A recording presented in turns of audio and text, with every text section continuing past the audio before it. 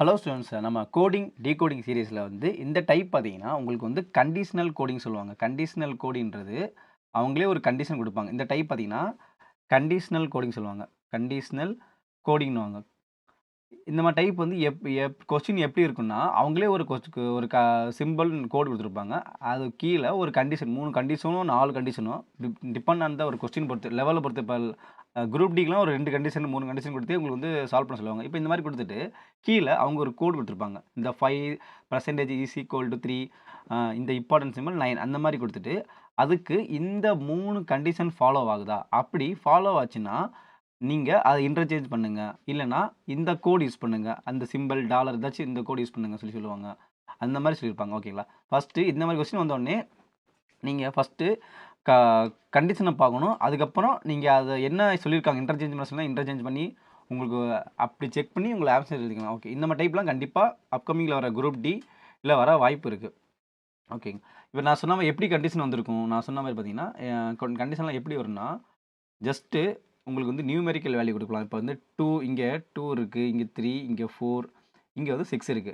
A first லெட்டரும் first லெட்டரும் and last லெட்டரும் நம்பரா இருக்கணும். நம்பர்ல இருக்கா? நம்பர்ல இருக்குன்னு சொல்லி கேட்பாங்க. ஒரு ஃபர்ஸ்ட் கண்டிஷனு. அதே மாரி அப்படி இருந்தா இன்டர்சேஞ்ச் பண்ண சொல்லுவாங்க. 2வது கண்டிஷன் என்ன சொல்லியிருப்பாங்கன்னா, உங்களுக்கு வந்து ஃபர்ஸ்ட்டும் அண்ட் லாஸ்ட்டும் ஈவன் நம்பரா இருக்குன்னு சொல்லி கேட்கலாம். ஆர் டிவிசிபிள் சொல்லி கேட்கலாம். டிபெண்ட்ஸ் அப்பான் த ஒரு கண்டிஷன் தான். கொஸ்டின் பொறுத்து. ஓகேங்களா?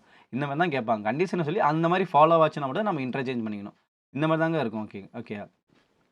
ஃபர்ஸ்ட்டு இந்த கொஸ்டின் பார்க்கலாம். நமக்கு வந்து இந்த கொஸ்டின் என்ன கேட்டிருக்காங்க சொல்லி பார்த்தா, ஃபர்ஸ்ட்டு நீங்க கொஸ்டின் எழுதிக்கோங்க. என்ன எழுதிக்கணும்னா, அந்த கோட் எழுதிக்கோங்க. 5 பெர்சென்டேஜ் சொல்லியிருக்கான். அதுக்கப்புறம் வந்து ஈக்வல் டூ 3, இது வந்து கட்டளை வைக்க சொல்லுவாங்க. 9 ஓகேங்களா? இந்த கோடுலாம் எழுதியாச்சு. அதுக்கு கீழ வந்து நீங்க நம்பர் அந்த கோடு கீழ 5க்கு நேரா பி இருக்கா? ஓகே. அதே மாரி பெர்சென்டேஜ்க்கு நேரா உங்களுக்கு வி இருக்கு. ஈக்வல்டுக்கு நேரா இ இருக்கு.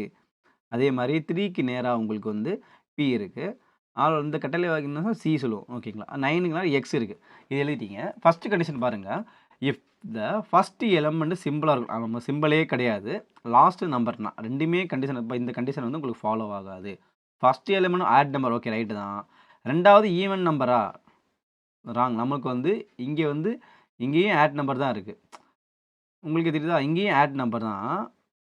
இங்கேயும் ஆட் நம்பர் தான். அவன் சொன்னது வந்து 2மே ஆட் நம்பரா இருக்கு. ஒண்ணு ஆட், ஒண்ணு ஈவன் நம்பரா இருக்கும். அப்போ இந்த கண்டிஷன் வந்து ஃபாலோ ஆகாது. 3வது condition both second, third element are the either சொல்லியிருக்கான் பார்த்தீங்களா?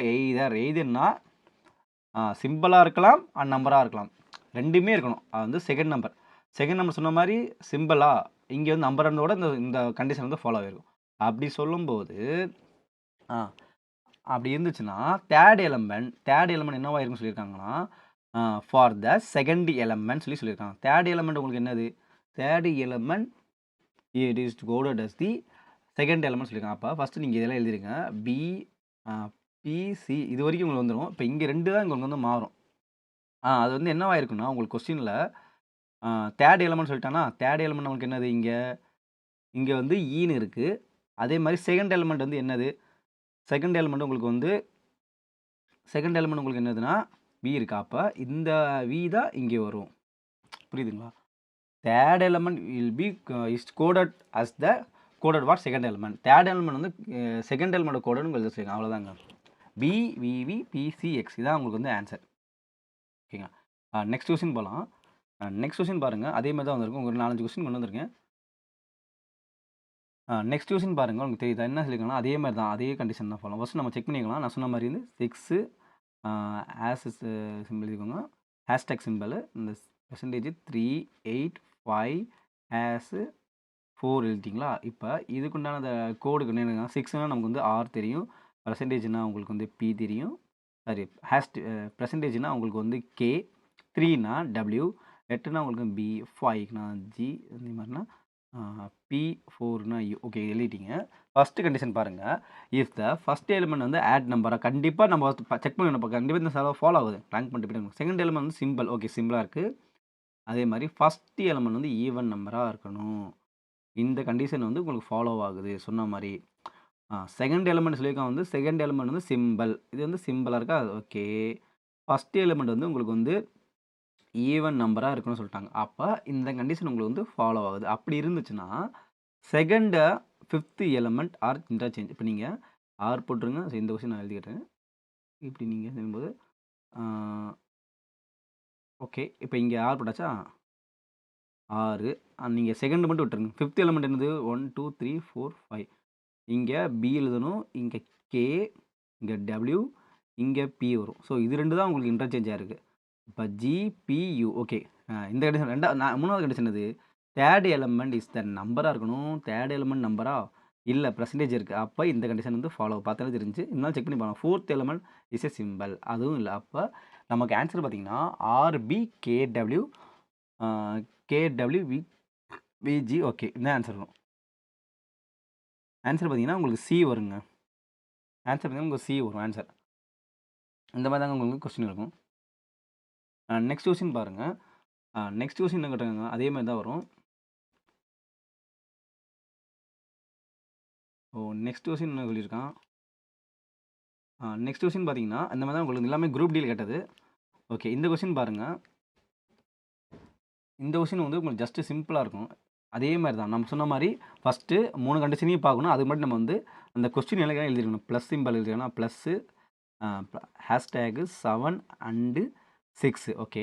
இப்போ ப்ளஸ்னால் நமக்கு வந்து தெரியும் 6, பெர்சன்டேஜ்னா அந்த ஹேஷ்டேக்னா உங்களுக்கு வந்து டி, 7னா பி, அண்டுக்குன்னா இ வருது, பிக்குன்னா 6க்குன்னா எஸ் வருது. இது மூணுமே முடிஞ்சுச்சா? ஓகே.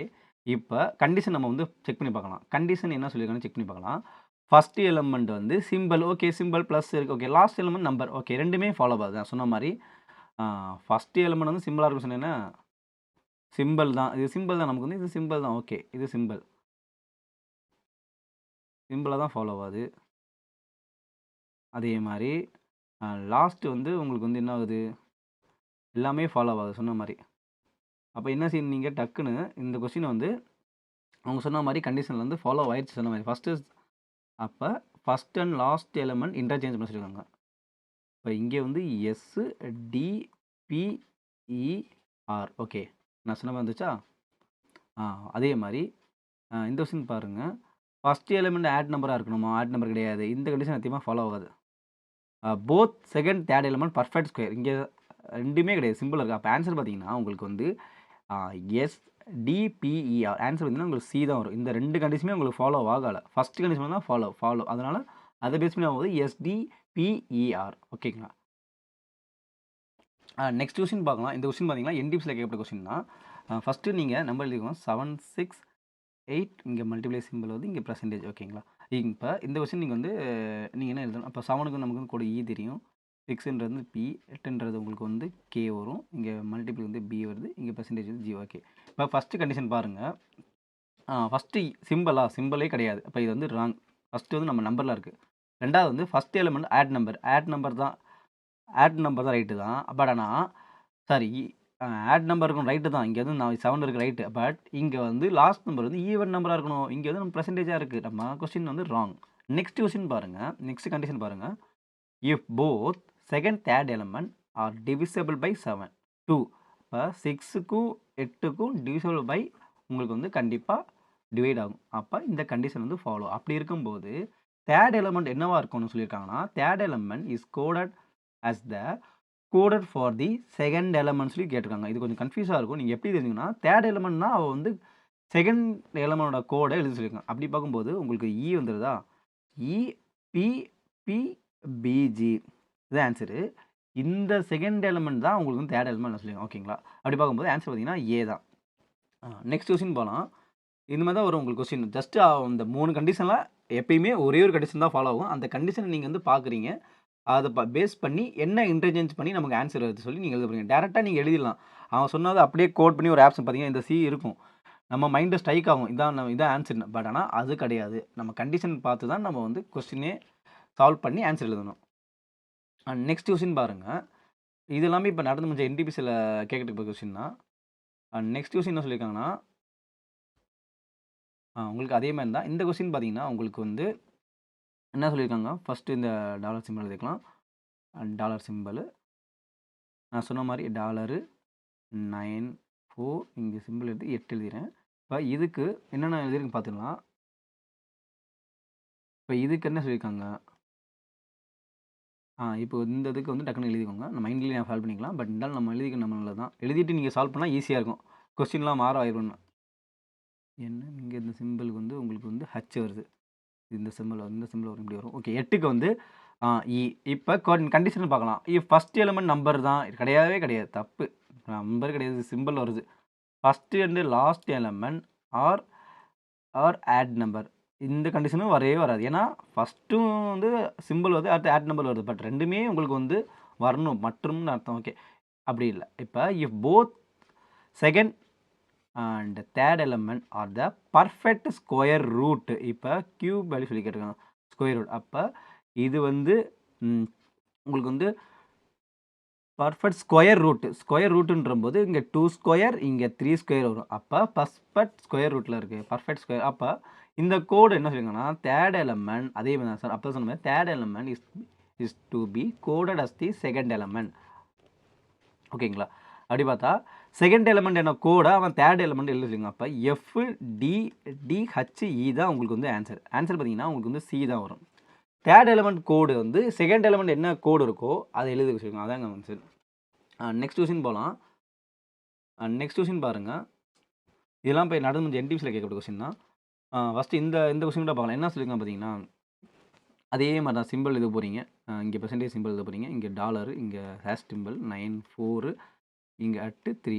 இந்த கொஸ்டின் நீங்கள் டக்குன்னு டாலர் சிம்பிள் பார்க்கும்போது உங்களுக்கு என்ன தெரியுது? இங்கே எண் வருது, பெர்சன்டேஜ் ஹச் வருது, 9ன்றது ஜே வரும், 4ன்றம்போது உங்களுக்கு டி வரும், @ன்றது ஜே, 3ன்றது எல். ஓகே.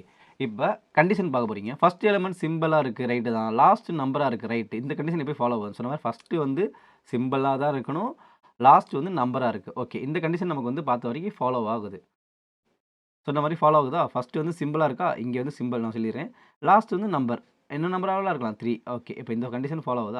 அப்போ சொல்லும்போது தீஸ் 2 ஆர் பி இன்டர்சேஞ்ச். அவங்க என்ன இன்டர்சேஞ்ச் பண்ணியிருக்காங்க. எல்லுக்கும் இங்கே எண் எழுதிக்கோங்க. Next first element add number கிடையவே கிடையாது. Second third perfect square. ஆக்சுவலாக தேர்டு ஃபோர்த்து தான் வரும். இப்போ இங்கே செகண்டு தேர்டு தான் இருக்கும். அப்போ இந்த கண்டிஷன் ஃபாலோ ஆகாது. அப்படி பார்த்தீங்கன்னா ஹச்ஜேடி.